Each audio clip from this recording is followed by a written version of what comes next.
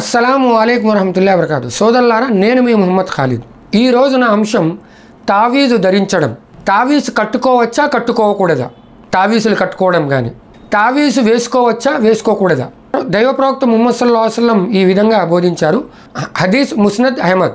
అయితే తావీజు ఎవరైతే కట్టుకుంటారో తాను సిర్కు చేసినట్టే అని దైవ ప్రవక్త ముహమ్మద్ సల్లల్లాహు అలైహి వసల్లం ఈ విధంగా బోధించారు. అయితే చాలామందికి ఫ్యాషన్ అయిపోయింది. మెడలో తాయెత్తు ఉంటుంది, కాలుకుంటుంది, చేతికి ఉంటుంది, కాలికుంటుంది. ఎక్కడ అంటే మరియు మెడలో ఉంటుంది. అది ఎక్కడికో వెళ్ళి తాయెత్తు కట్టుకోవడం, ఈ తాయెత్తే నన్ను కాపాడుతుంది, ఈ తాయెత్తు కట్టుకోవడం వల్ల నాకు జ్వరం రాదు, ఈ తాయెత్తు వల్ల నాకు సర్ది కాదు, ఈ తాయెత్తు నన్ను రక్షిస్తుంది. అది ఒక తాడు.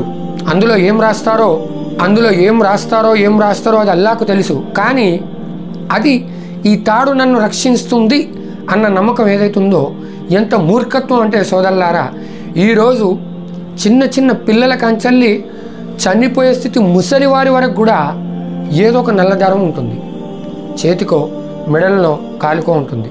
దేనికి అంటే జిష్టి అంటారు కొంతమంది అక్కడే బాబా దగ్గరికి వెళ్ళానని కొంతమంది ఇక్కడ మసీదులో మౌల్సాబ్ తాయత్ ఇచ్చాడండి అని కొంతమంది.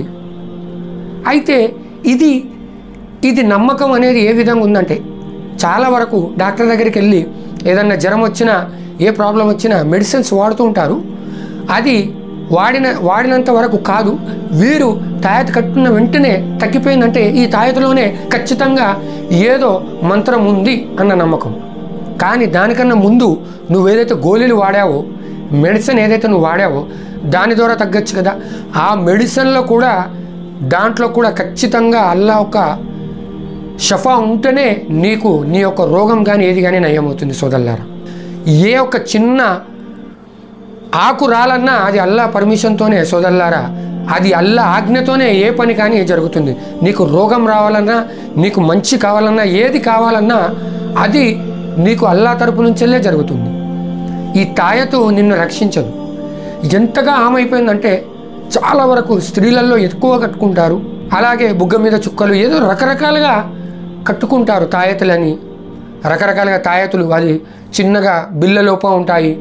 ఎన్నో రకాలుగా ఆ తాయెత్తులు మనం ఈరోజు సమాజంలో చూస్తున్నాం. తాయెత్తు కట్టడం షిర్క్ అని ప్రవక్త ముహమ్మద్ సల్లల్లాహు అలైహి వసల్లం బోధించారు.